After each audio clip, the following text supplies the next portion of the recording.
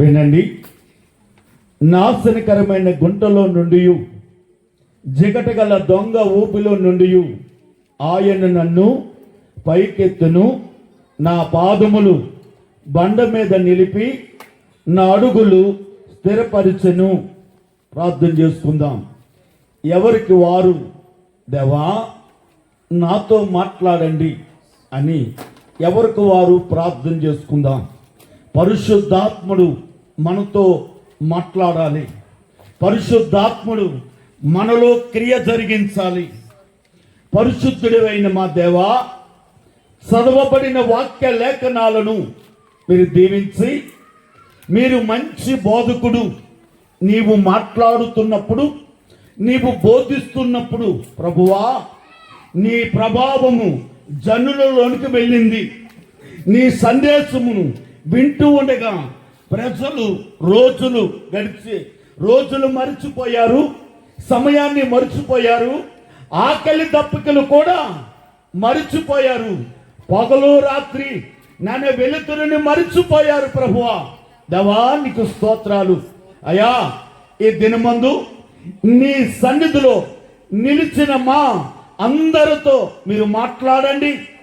పరిశుద్ధాత్ముడా నన్ను మరుగుపరిచి నీ ప్రజలందరితో మీరు మాట్లాడమని మంచి బోధకుడైన యేసు ప్రభుల వారి పేరట ఈ ప్రార్థన అడిగి వేడుకుంటున్నాము తండ్రి. ఆమేన్. దేవునికి స్తోత్రం. బండ మీద కట్టబడిన అనుభవాలను మనం వింటూ ఉన్నాం. దావీదు తన జీవితంలో తన జీవితాన్ని ఆధారం చేసుకుని ఆ దేవుడు నాశనకరమైన గుంటలో నుండి, జిగటగల దొంగ ఊపిలో నుండి ఆయన పైకెత్తి ఆయన పాదాలను బండ మీద నిలిపి ఎలాగూ స్థిరపరచాడో ఆ అనుభవాలను గురించి మనం వింటూ ఉన్నాం. మొదటి అనుభవం, బండ చేర్చబడిన బండ దగ్గర మనము నేర్చుకున్నది ఆయన రక్తము ద్వారా ప్రజలకు నూతన నిబంధన. 2 దేవుని పోలిక. 3 అభిషేకము. 4 ఆయనలో నడుచుట. రెండోదిగా మనము చూస్తే బండ మీద పెట్టబడిన అర్పణ. ఏంటి చెప్పండి? బండ మీద పెట్టబడిన అర్పణ. 1 అర్పణను గూర్చి, 2 రాతి బలిపీఠంను గూర్చి, 3 నీళ్లు పోయబడుట, తర్వాత 4 రాతులో నుండి అగ్ని వెడలి వచ్చుట అనుభవాలను మనము విన్నాము. మూడవదిగా ఈ రాత్రి దేవుడు మనతో బండ మీద కట్టబడిన ఇల్లు. ఇది చెప్పండి, బండ మీద కట్టబడిన ఇల్లు. మూడవ అనుభవం, బండ మీద కట్టబడిన ఇల్లు. దేవునికి స్తోత్రం. మత్తయి సువార్త 7వ అధ్యాయము 24వ వచనాన్ని చదువుదాం. కాబట్టి ఈ నా మాటలు విని వాటి చెప్పున చేయు ప్రతివాడును బండ మీద ఇల్లు కట్టుకొనిన బుద్ధిమంతుని పోలి ఉండెను. దేవునికి స్తోత్రం. హల్లెలూయా. బండ అనే మాటకు యేసు ప్రభుల వారని మనము తెలుసుకుని ఉన్నాం. అయితే యేసయ్య మాట్లాడుతున్న మాట ఏమిటంటే, కాబట్టి ఈ నా మాటలు, ఏ మాటలు అంటే దేవుని మాటలు విని వాటి చెప్పున చేయి ప్రతివాడు బండ మీద కట్టబడిన ఇల్లుగా దేవుడు చెలవిస్తున్నాడు. దేవునికి స్తోత్రం. ఈ సందర్భంలో బండ మీద కట్టబడిన ఇల్లు, ఇసుక మీద కట్టబడిన ఇల్లు.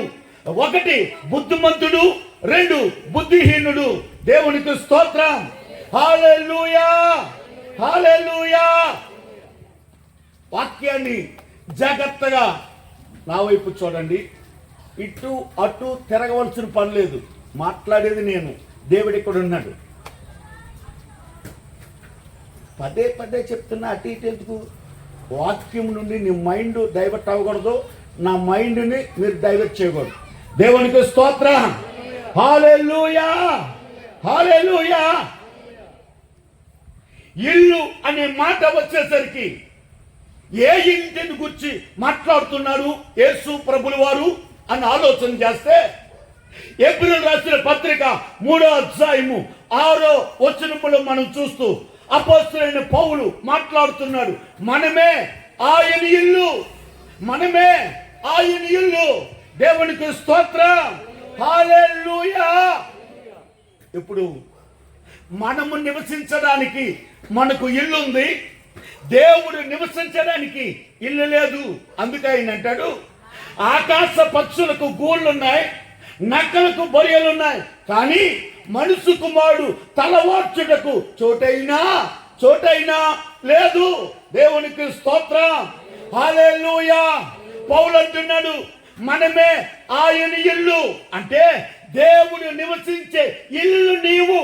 దేవుడు నివసించిన ఈ ఇంటిని, నీ ఇంటిని నువ్వు ఎలా కట్టుకోవాలి, నీ ఇంటిని ఎక్కడ కట్టుకోవాలి, ఎలా కట్టుకోవాలి అని అంటే, నీ ఇంటిని బండను పడుతున్న క్రీస్తు ప్రభువులో కట్టుకోవాలి. ఎలా కట్టుకోవాలంటే వాక్యముతో కట్టుకోవాలి. ఎలా కట్టుకోవాలి? వాక్యముతో కట్టుకోవాలి. దేవునికి స్తోత్రం, హల్లెలూయా. నా వైపు చూడండి, వాక్యము చెప్తుంది, జ్ఞానవంతురాలు ఇల్లు కట్టుకొనును, జ్ఞానహీనురాలు మూర్ఖురాలు తన ఇంటిని ఓడబెరుకుకొనును. ఈరోజు దేవుని సన్నిధిలో ఉన్న నీవు జ్ఞానవంతురాలుగా ఉండి నీ ఇంటిని కట్టుకుంటున్నావా? జ్ఞానహీనురాలుగా ఉండి నీ ఇంటిని ఓడబెరుకుంటున్నావా? దేవునికి స్తోత్రం, హల్లెలూయా. జ్ఞానవంతురాలు ఏం చేస్తుందో తెలుసా? తన పిల్లలను దగ్గర పెట్టుకుని, తన భర్తను దగ్గర పెట్టుకుని అనుదినము కుటుంబ ప్రార్థన, అనుదినము వేకువజామునే లేచి తన కుటుంబం కొరకు మోకాళ్ళు వేసి, యేసయ్యా మేము బ్రతికి ఉన్నామంటే నీ కృప లేనిదే ఈ లోకములో మేము జీవించలేమని దేవునిలో మోకరించి తన ప్రార్థన చేత తన ఇంటిని కట్టుకోవడం ప్రారంభిస్తుంది. ఈ రోజున ప్రార్థనతో నీ దినాన్ని ప్రారంభించి కుటుంబ ప్రార్థనతో నీ దినాన్ని ముగించే అనుభవం ఎంతమందిలో ఉంది? దేవునికి స్తోత్రం, హల్లెలూయా. ఇక్కడి నుంచి జాగ్రత్తగా విందాం. ఎఫెసీ పత్రిక 2వ అధ్యాయము 21వ వచనాన్ని మనము చదివితే, ఎఫెసీ 2:21,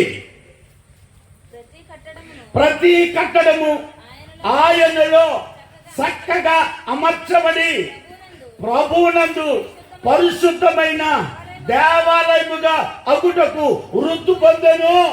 దేవునికి స్తోత్రం, హల్లెలూయా.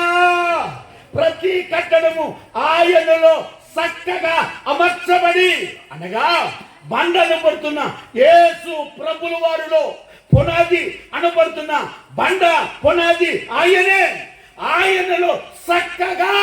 అంటే తెలుసా, గోడ కట్టేవాడు ఇటుక పక్కన ఇటుక మీద ఇటుకి ఎలా వేస్తాడట? గోడ కట్టేవాడు ఇటుక పక్కన ఇటుక పెడతాడు, ఇటుక మీద ఇటుక పెడతాడు. దేవునికి స్తోత్రం. దీనిని ఏమంటారో తెలుసా? క్రమము లేకపోతే పద్ధతి అని పిలుస్తారు. వాడికి ఒక పద్ధతిగా, ఒక క్రమముగా, ఒక నియమం ప్రకారముగా గోడ కట్టాలి. ఎలా పడితే అలా గోడ కడితే ఏమవుతుంది? కడుతుంటాడు కూలిపోతుంటది. ఈ రోజున ప్రభు దగ్గరకు వచ్చిన నీకు దేవుడు కూడా ఒక క్రమాన్ని నేర్పాలనుకుంటున్నాడు, ఒక పద్ధతి నేర్పాలనుకుంటున్నాను. ఇటుక పక్కన ఇటుక మీద ఇటుకు కట్టి ఆ గోడను సంపూర్తి ఎలా చేస్తాడో, క్రీస్తు అనే బండలో తాను నిన్ను చక్కగా అమర్చబడిన ఒక ఇల్లుగా కట్టబడుతున్నాడు ఆయన కడుతున్నాడు ఆయన. దేవునికి స్తోత్రం, హల్లెలూయా. ఈ ఇల్లట ప్రభునందు పరిశుద్ధమైన దేవాలయము అని పిలువబడుతుంది. ప్రభునందు పరిశుద్ధమైన దేవాలయము. దేవునికి స్తోత్రం, హల్లెలూయా. మనము ఇల్లు ఎలా కట్టాలి?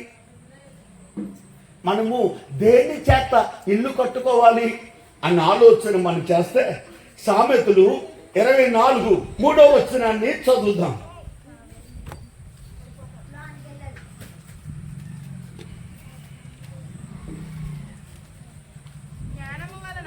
జ్ఞానము వలన ఇల్లు కట్టబడును, వివేచన వలన దేవునికి స్తోత్రం. యేసు ప్రభు అనే బండ మీద నీ ఇల్లు కట్టుకోవాలనుకుంటున్నప్పుడు, నీ కుటుంబము కట్టుకోవాలనుకుంటున్నప్పుడు, ఆ ఇల్లు దేనితో కట్టాలి అని అంటే జ్ఞానము చేత కట్టాలి. ఎలా కట్టాలట? జ్ఞానము చేత కట్టాలి. ఎవరిలో జ్ఞానం ఉండదో వాడు ఇల్లు కట్టుకున్న ఆ ఇల్లు ఇసుక మీద కట్టబడిన ఇల్లు. దేవునికి స్తోత్రం. వాక్యం చెప్తుంది, బండ మీద కట్టబడిన ఇల్లు ఉంది, ఇసుక మీద కట్టబడిన ఇల్లు ఉంది. వానలు వచ్చును, వరదలు వచ్చును, ఆ ఇంటిని కొట్టెను. కాబట్టి ఎవరట? వానలు వచ్చాయి, వరదలు వచ్చాయి, 2 ఇంటిని కొట్టాయి. అంటే ఈ లోకములో జీవిస్తున్న ప్రతి మనిషికి కూడా శ్రమ అనేది తథ్యం. శ్రమ అనేది వాస్తవమే. శ్రమ రాకపోదు. అయితే ఈ శ్రమలో, దుఃఖములో, మరి కట్ల మధ్య, అవమానాల మధ్య నీ ఇల్లు కూడిపోకుండా ఉండాలంటే క్రీస్తు ప్రభువులో నీవు ఇల్లు కట్టుకోవాలి. ఆ ఇంటిని జ్ఞానముతో కట్టుకుని వివేచనతో దానిని స్థిరపరచుకోవాలి. వివేచనతో. దేవునికి స్తోత్రం. ఇప్పుడు నన్నేమి తిట్టుకోకండి.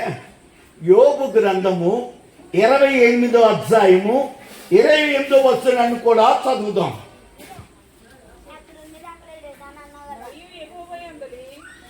మరియు యెహోవా యందలి భయభక్తులే జ్ఞానమనియు దుష్టాత్మమును విడిచిపెట్టుడే వివేకము. ప్రియతల్లి, వాక్యము చెప్తుంది జ్ఞానముతో ఇల్లు కట్టుకో. వాక్యం చెప్తుంది వివేకము చేత దానిని స్థిరపరచు. జ్ఞానము ఎలా వస్తుంది? వివేకం ఎలా వస్తుంది? ఎక్కడ దొరుకుతుంది అని అంటే వాక్యం చెప్తుంది యెహోవా యందు భయభక్తులే జ్ఞానము. యెహోవా యందు భయభక్తులే జ్ఞానము. దేవునికి స్తోత్రం. ఈ రోజులు, ఈ దినాలలో భక్తి ఎలా ఉందంటే, ఈ దినాల్లో భక్తి ఎలా ఉందో చెప్పనా? భయం లేని కోడి బజార్లో గుడ్డెట్టిందంట. ఎప్పుడు ఇలాంటి మాటలు నేను సామెతలు ఏది వాడను. భయం లేని కోడి ఎక్కడెట్టిందంటే, అసలు బజార్లో ఎంత సందడి ఉంటుంది, ఎంత జనసంచారం ఉంటుంది. అక్కడ గుడ్డెట్టిందంటే దీంట్లో ఏమి లేదు, భయం లేదు. ఈ రోజున జనం, ప్రజలలో, విశ్వాసులు, సంఘములో లేనిది ఏంటంటే భయం లేదు. భయం లేదు.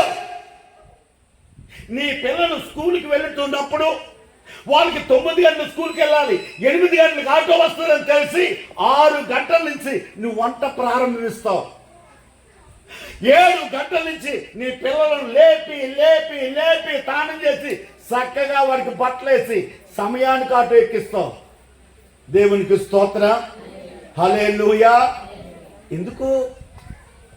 సమయము దాటిపోతే స్కూల్లోంచి వెనక్కి వచ్చేస్తాడు పిల్లోడు. అవునా? అవునా? మరి ఇక్కడున్న భయం, ఇక్కడున్న క్రమం దేవుని సన్నిధిలో లేకుండా పోతుందండి. దేవుడు కరుణామయుడని, దేవుడికున్న పేరు దయామయుడని, ఆయన కనికర సంపన్నుడని. అంతేనా? దేవునికి స్తోత్రం. దేవుని యందు భయభక్తులు లేని వారికి జ్ఞానము రాదు.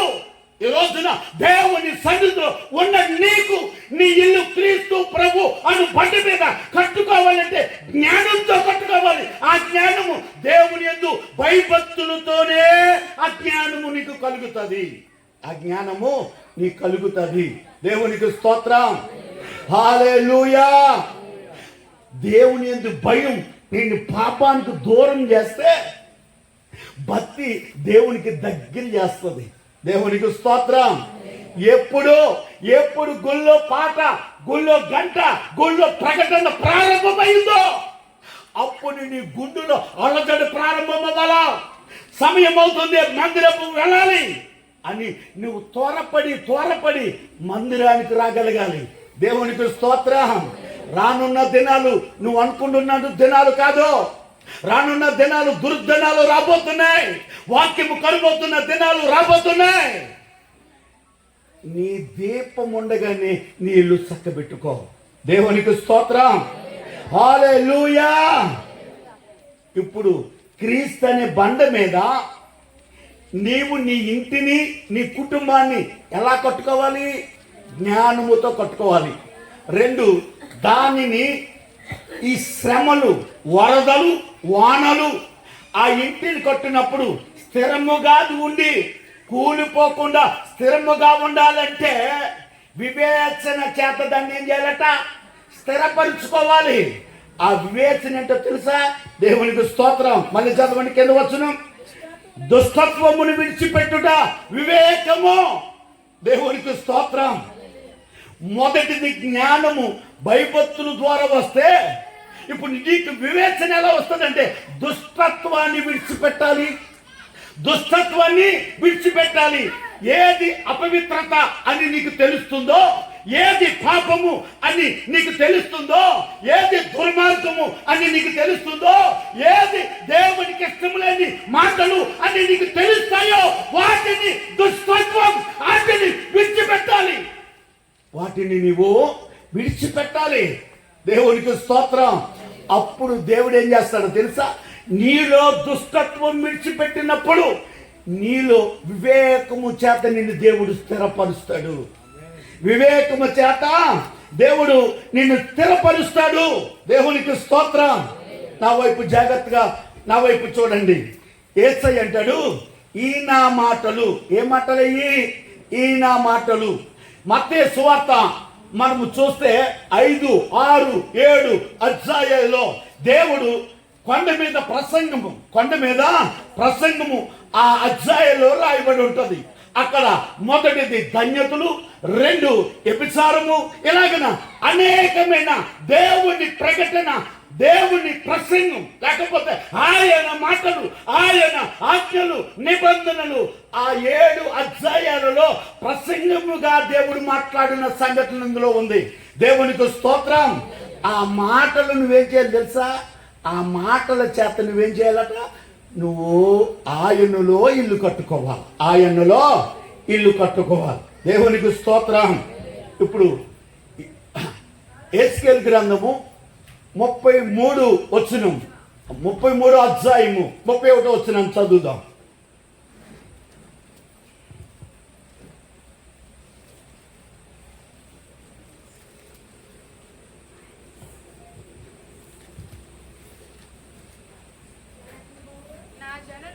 నా జనులు నీ యొద్దకు వచ్చి విందాం. ఎస్కేల్ గ్రంథము 33 అధ్యాయము 31 వచనాన్ని చదువుదాం. ప్రవక్త ఎస్కేలుతో దేవుడు మాట్లాడుతున్నాడు. నా ప్రజలు, నా జనులు రాదగిన విధముగా నీ యొద్దకు వచ్చెదరు. నీ ఎదుట కూర్చుని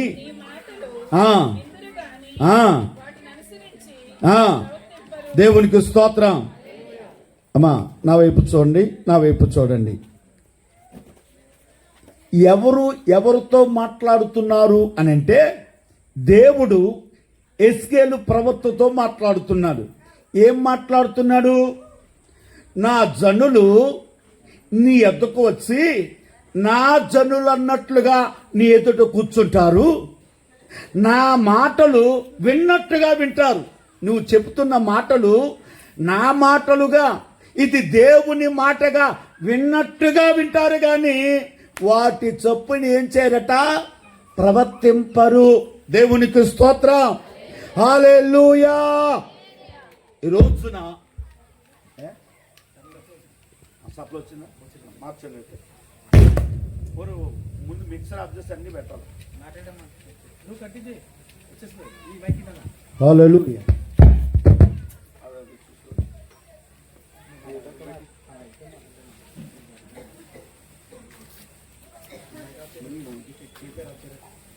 హలో ప్రైజ్ ఇటు పక్క నాకు తిప్పండి, డిపి నా పక్క తిప్పండి.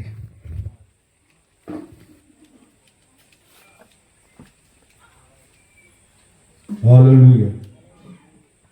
ఎందుకు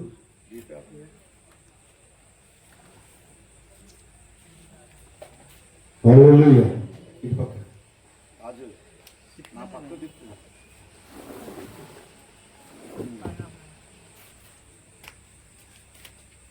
హల్లెలూయా.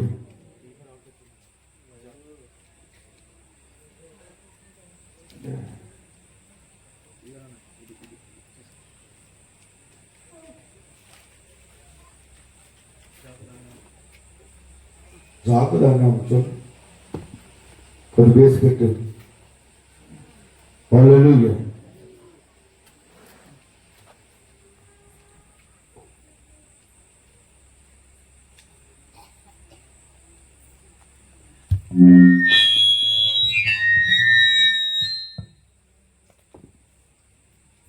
Hello praise the lord. Sound hallelujah sir. Hallelujah. ప్రాణి కట్టవత్నాలే చూసుకోండి మొత్తం అన్నీ రెడీగా. దేవునికి స్తోత్రం. హల్లెలూయా. హల్లెలూయా.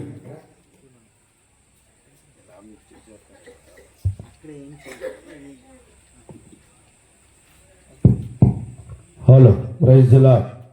హల్లెలూయా.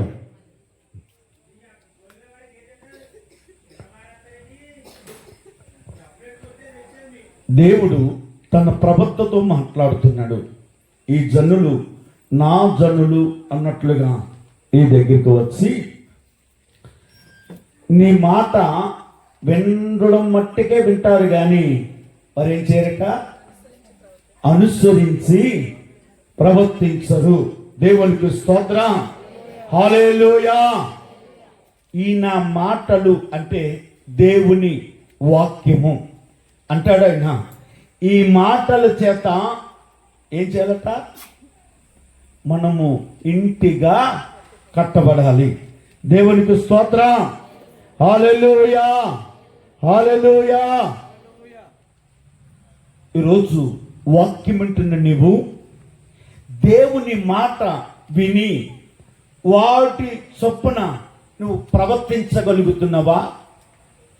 దేవుని మాట వింటున్నావు, ఆ మాట విని అంటాడు, ఈ నా మాటలు విని వాటి చొప్పున చేయువాడు ఎవరట? వాటి చెప్పున చేయువాడు. దేవునికి స్తోత్రం.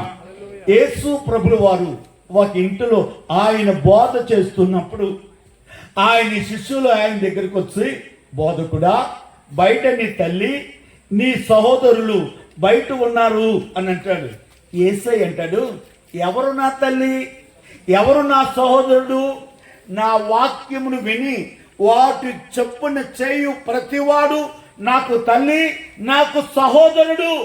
ఈ రోజున వాక్యము వింటున్నాము కానీ వాక్యానుసారముగా మనం ఏం చేస్తాం లేదో తెలుసా? ప్రవర్తించటలేదు. వాక్యానుసారముగా ప్రవర్తించటలేదు. దేవునికి స్తోత్రం. హల్లెలూయా. అదే మాట మత్తయి సువార్త 13:15 కూడా సేము ఇప్పుడు అన్నమాటే ఆయన అంటున్నాడు. వింటారు, గ్రహింపరు, చూస్తారు కానీ ఏం చేయాలట? తెలుసుకొనరు. దేవునికి స్తోత్రం. హల్లెలూయా. దేవుని వాక్యమును నీ వింటున్నప్పుడు ఆ వాక్యము నీలో ఎదగకపోవడానికి కారణమేంటి? దేవుని వాక్యము నీ వింటున్నప్పుడు, నీ హృదయము తాకుతున్నప్పుడు ఆ వాక్యము నీలో ఎదగకపోవడానికి, ఆ వాక్యము నిన్ను దేవుని ఇంటిగా మార్చకపోవడానికి కారణాలు ఏమైనా ఉన్నాయా అన్న ఆలోచన మనం చేస్తే మార్కు సువార్త 4:19 చదువుదాం.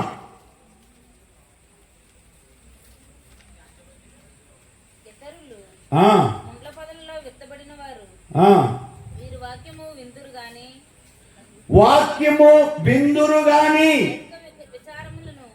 ఐకిక విచారములను, ధనమోసమును మరియు ఇతరమైన అపేక్షణలు లోపలికి చొచ్చి వాక్యమును అణిచివేయటం వలన అది నిష్ఫలమగును. దేవుని వాక్యము నీలో నిష్ఫలము అవటానికి, ఆ దేవుని వాక్యము నిన్ను దేవునికి ఇల్లుగా కట్టబడపోవడానికి కారణం ఏమిటంటే దేవుని వాక్యముతో పాటు నీలో ఐకిక విచారము, ధనమోసము. ఏంటి చెప్పండి? ఐకిక విచారము, ధనమోసము, ఇంకేమున్నాయట? అపేక్షలను, ఇంకా ఇతర అపేక్షలు, ఇంకేమున్నాయట? ఇతర అపేక్షలు. దేవునికి స్తోత్రం, హల్లెలూయా. ఐకిక విచారము, ఐకిక విచారము, దేవునికి స్తోత్రం. నా వైపు జాగ్రత్తగా చూడండి. ఒక రాజుగారు ఆ గ్రామంలో ఒక ప్రకటన చేయించాడు. ఏంటో తెలుసా? రేపు పొద్దున్న 10 గంటలకి నా రాజుగారి గృహంలో ఉన్న వెండి, బంగారము, ఆస్తి, వజ్ర వైడూర్యాలు ఏమైతే ఉన్నాయో అవన్నీ కూడా ఉదయం 10 గంటలకు వచ్చి ఎవడ కావాల్సిందో పట్టుకుని పోవచ్చు. ఇప్పుడు రాజుగారు ప్రకటన చేయగానే ప్రజలందరూ వచ్చారు. రాజుగారు కోటలోకి వచ్చారు.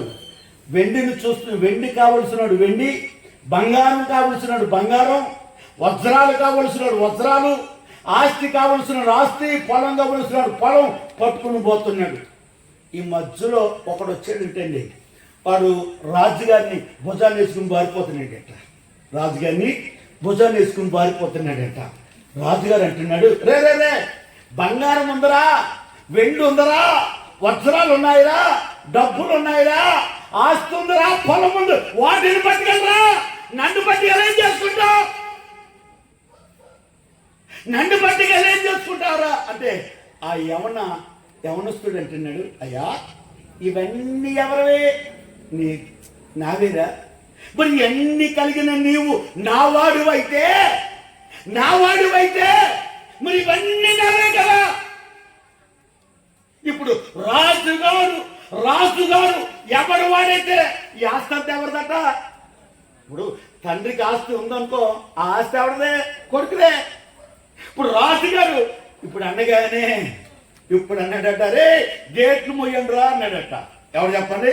గేట్లు మొయ్యండి రా, ఎవడు పట్టుకెళ్ళింది వస్తే ఇక్కడ పెట్టండి అన్నాడట. ఎవడు పట్టుకెళ్ళింది అన్ని ఇక్కడ పెట్టాడు. ఇప్పుడు అంటారు రాజుగారు, ఇదిగో ఈ వస్తువులన్నీ కూడా వీడివి అన్నాడట. ఎవరి బట్ట? వీడివి.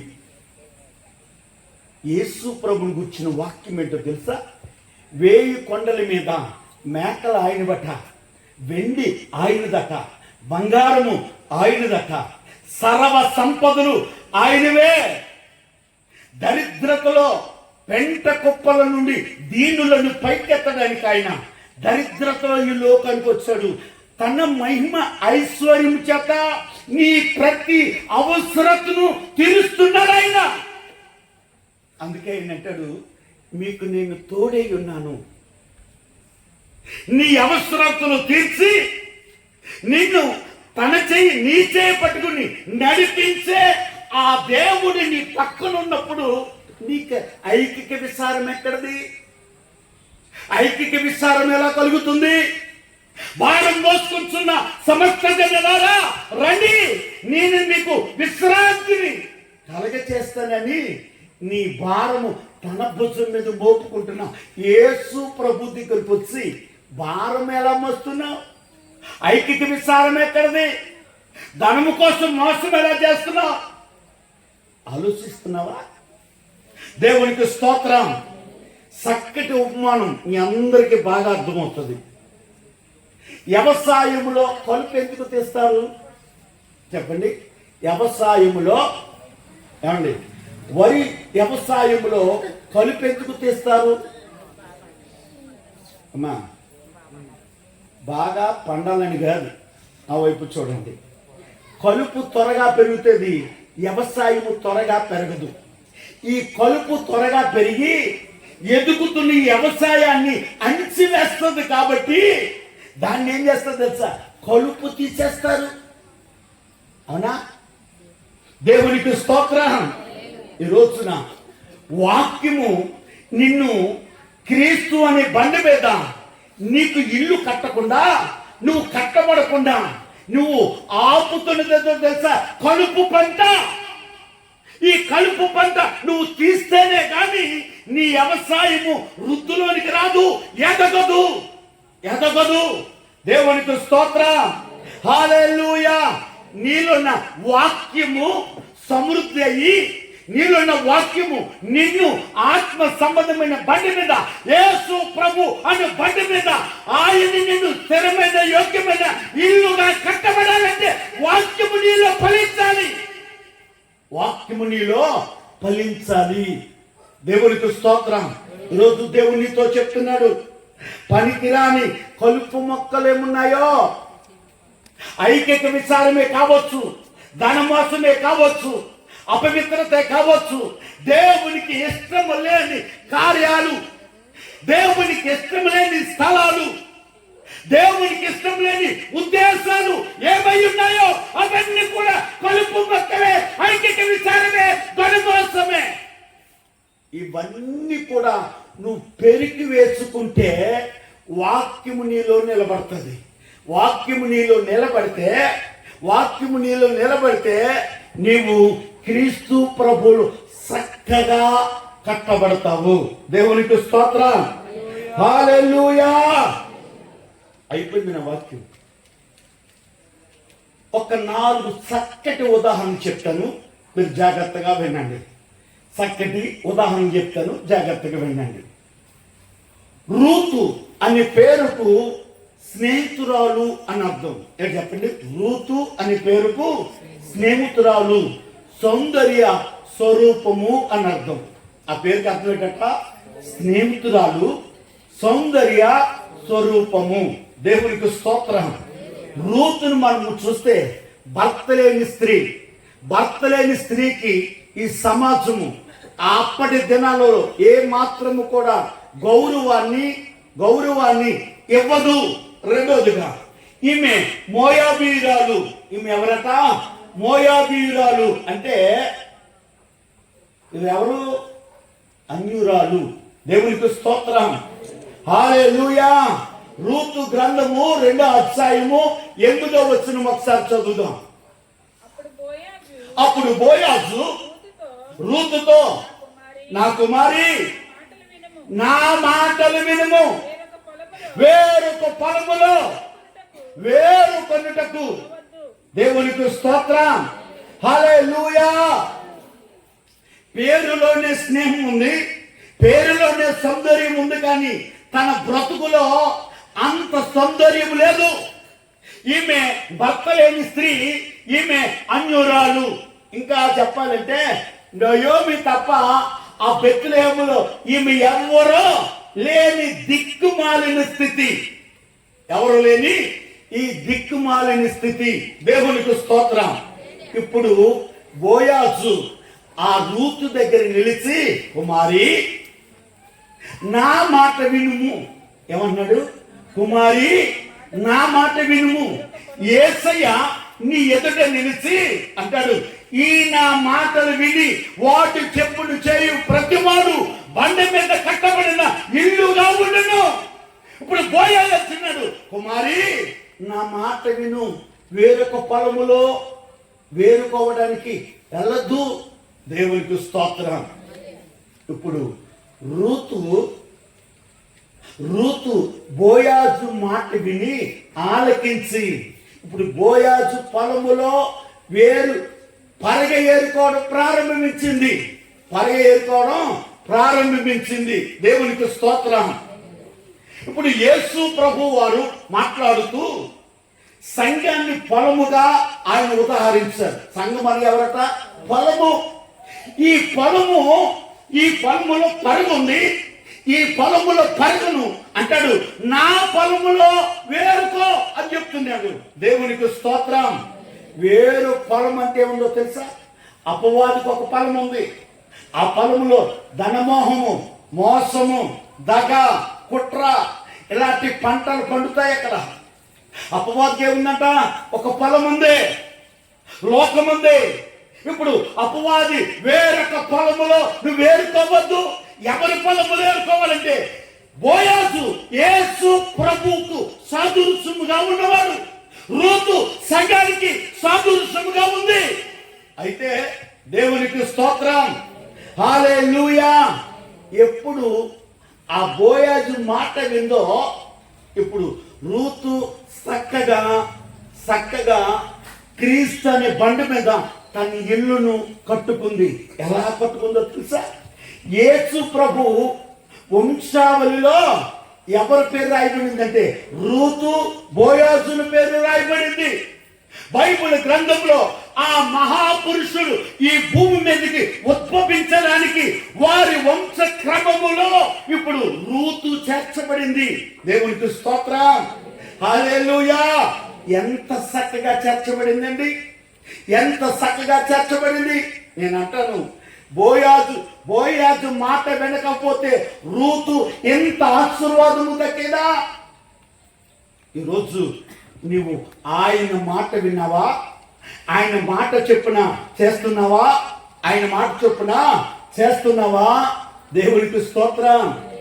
దేవుడు కూడా నిన్ను రూతు వలె ఆశీర్వదింపబోతున్నాడు, తన మీద కట్టబోతున్నాడు. దేవునికి స్తోత్రం.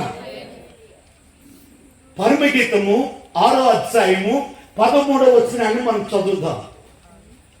పరమగీతము 6:13. సూలమితి రమ్ము రమ్ము, మేము నిన్ను ఆశ తీరా సూచనకై తిరిగి రమ్ము. సూలమితి యందు నీకు ముచ్చట పుట్టించినది అది. ఆమె మహనీయమంతా నాటకమంత వింత అయినదా? దేవునికి స్తోత్రం అంటాడు. సూలమితి రము మేము నిన్ను ఆశ తీరా చూచినట్లు నీవు తిరిగి రము. ఈ సూలమితిలో ఆశ తీరా చూడడానికి ఏముంది అంటే మహనాయీము అంత నాటకమైనదా అని అంటారు ఆయన. దేవునికి స్తోత్రం. మహనయీము అనే మాటకు 2 సేనలు అని అర్థం. ఏంటి చెప్పండి? మహనయీము అనే మాటకు 2 సేనలు. దేవునికి స్తోత్రం, హల్లెలూయా. ఇప్పుడు నా వైపు చూడండి. దేవుని సన్నిధిలో నీవు సూలమితి మహనయీమంట ఇంతగా నువ్వు కనబడాలంటే దేవుడు చెప్తున్నాడు, సంఘానికి శిరస్సు యేసు ప్రభుల వారు. సంఘం ఒక సేన అయితే శిరస్సుగా ఉన్న యేసు ప్రభు ఒక సేన, 2 సేనలు. రోజున నీవు క్రీస్తు అనే బండ మీద కట్టబడితే 2 సేనలేట తెలుసా? ఒకటి నీవైతే నీ చేర్చుకున్న యేసు ప్రభు. ఒకటి మానవత్వము, 2 దైవత్వము. ఒకటి మానవత్వము, 2 దైవత్వము. దేవునికి స్తోత్రం, హల్లెలూయా. 2వ విషయాన్ని ఇప్పుడు రూతు కట్టబడినట్లుగా నువ్వేం చేయాలి తెలుసా? క్రీస్తు అనే బండి మీద కట్టబడాలి. 2వ విషయం, దేవునికి స్తోత్రం. జక్కయ్య పేరు చెప్పండి. జక్కయ్య అనే మాటకు స్వచ్ఛమైన హృదయ శుద్ధి. ఏంటి చెప్పండి? జక్కయ్య అనే మాటకు స్వచ్ఛమైన హృదయ శుద్ధి. ఇప్పుడు జక్కయ్యను మనము చూస్తే జక్కయ్య సుంకపు గుత్తదారుడు. ఎవరు చెప్పండి?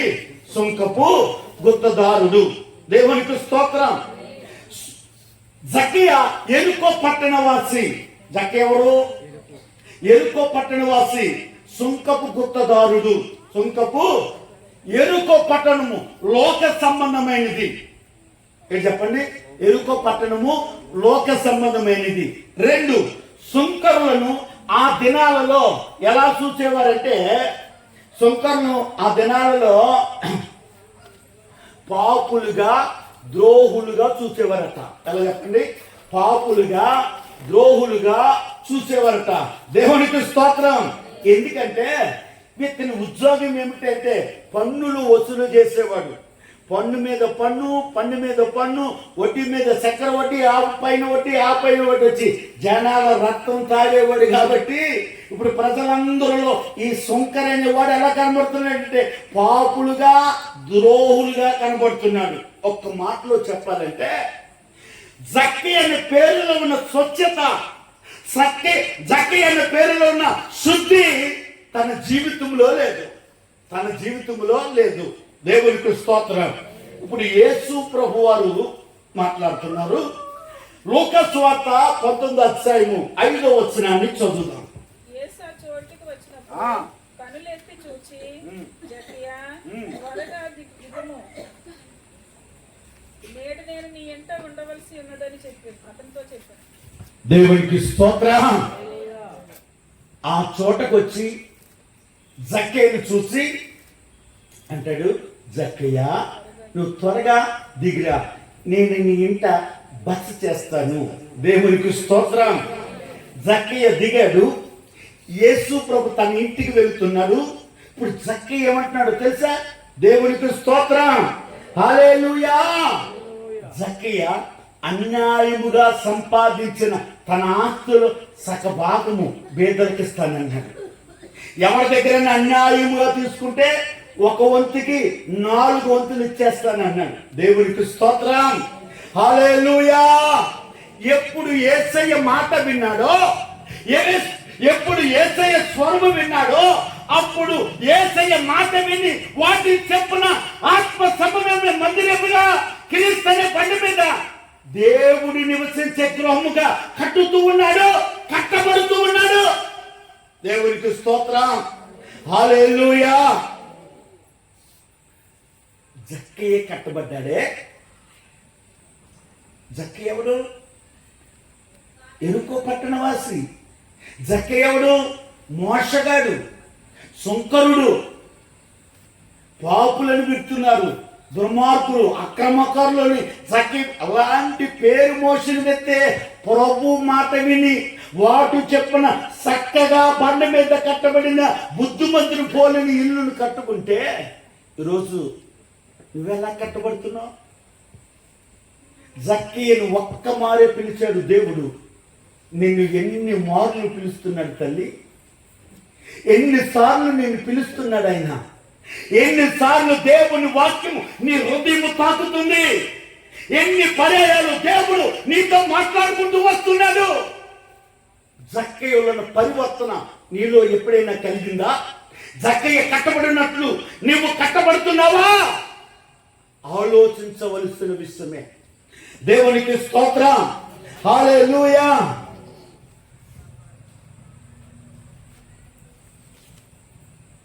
ఇంకొక సందర్భాన్ని చెప్తాను, జాగ్రత్తగా వినండి. రాహాబు అనే మాటకు విశాలమైనది అని అర్థం. రాహాబు పేరు దాదాపుగా 7-8 సార్లు బైబిల్ గ్రంథంలో రాహాబు పేరు రాయబడింది.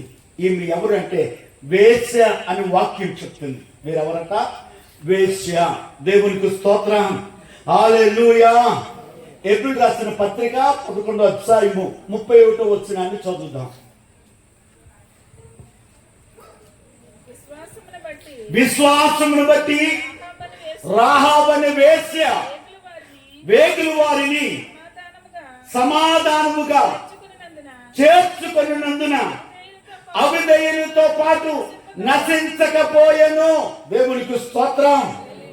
ఇప్పుడు రాహాబు వేశ్య, ఈ రాహాబత విశ్వాసమును బట్టి వేగుల వారిని చేర్చుకుందంట. నా వైపు చూడండి, ఎవరిని చేర్చుకుంది? వేగుల వారు.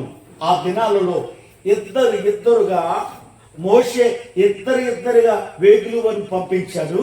ఆ తర్వాత యెహోషువ కూడా ఇద్దరుగా వేగుల వారిని పంపించాడు.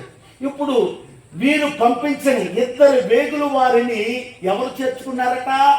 రాహాబు అనే వేశ్య తన ఇంటిలో చేర్చుకుంది. ఇప్పుడు నా వైపు చూడండి, ఇద్దరుగా వేగుల వారుగా చేర్చుకోబడిన రాహాబు చేర్చుకోబడిన ఆ వేగుల వారు ఎవరో తెలుసా?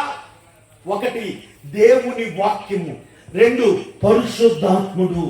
ఇది చెప్పండి. ఒకటి దేవుని వాక్యము, రెండు పరిశుద్ధాత్ముడు.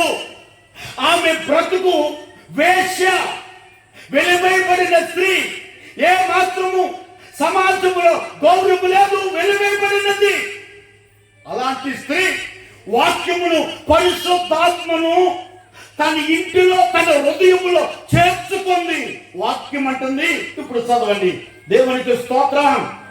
యెషయా గ్రంథము 51:9 చదువుదాం.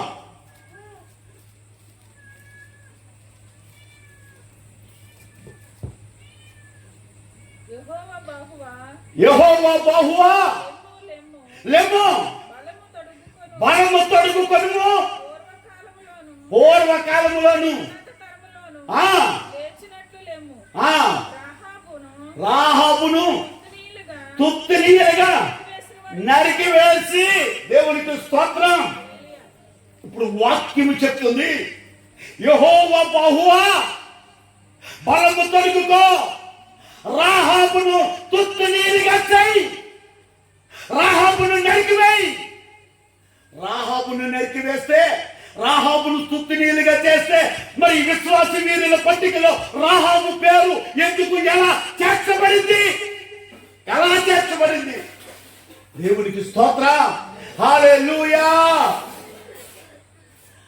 రాహాబును చీల్చబడడం, నరకబడడం అంటే చెప్పండి, తుత్తినీలుగా చేయడం అంటే రాహాబులో ఉన్న స్వభావము. చెప్పండి, రాహాబులో ఉన్న స్వభావము, స్వచిత్తము. చెప్పండి, స్వచిత్తము. దేవునికి స్తోత్రం. రాహాబు వేసే వెలివేయబడిన స్త్రీయే, కానీ తాను, తన కుటుంబము, తన వారంతా కూడా క్రీస్తు బలిపీఠం మీద, లేకపోతే క్రీస్తు అనే బండి మీద రక్షణగా, గృహముగా కట్టబడటానికి ఏంటో తెలుసా? వాక్యము తనలోనికి దూరి, పరిశుద్ధాత్ముడు తనలోనికి దూరి, తనకున్న మానవ స్వభావం, వేష స్వభావం, స్వచిత్తాన్ని ఏం చేసింది తెలుసా? తుత్తినీలుగా చేసి నరికింది. దేవునికి స్తోత్రం. హల్లెలూయా.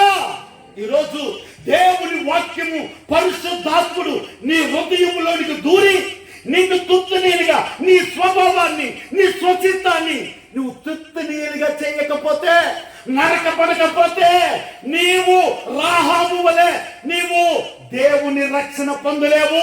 క్రీస్తు అనే బండి మీద ఇంటిగా కట్టబడలేవు. దేవునికి స్తోత్రం.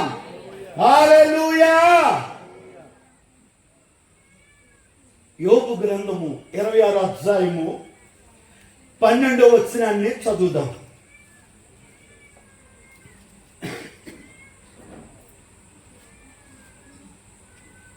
తన బలము వలన ఆయన సముద్రముల రేపును, తన వివేకము వలన రాహాబును పగలగొట్టును. వైపు చూడండి.